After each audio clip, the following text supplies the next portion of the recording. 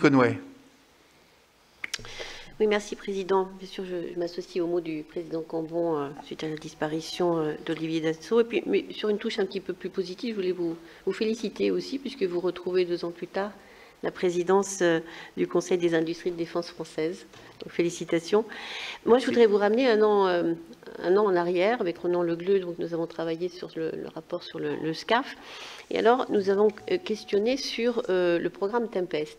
Il y a un an, vous pensiez que les Anglais bluffaient et que vous ne prêtiez pas un grand avenir à ce projet. Donc je voulais savoir si vous avez changé d'avis depuis, au vu des investissements que le Premier ministre anglais a décidé de faire dans le domaine de la recherche.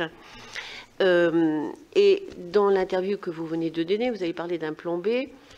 Je voulais savoir si vous l'avez fait dans une volonté de bousculer notre partenaire allemand, s'il y a un peu de bluff finalement aussi de votre part.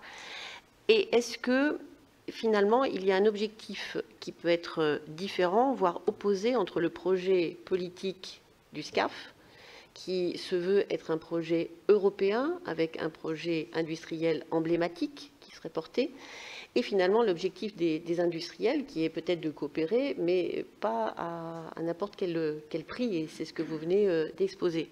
Enfin, juste un dernier point.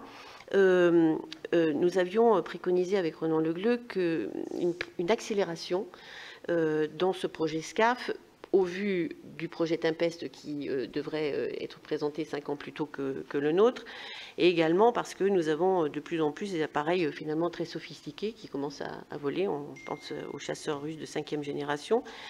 Et on nous dit que le démonstrateur qui était prévu pour 2026 serait désormais décalé vers 2027. Donc je voudrais que vous confirmiez ou infirmiez finalement ce glissement dans le calendrier qui va à l'encontre finalement de nos intérêts. Merci.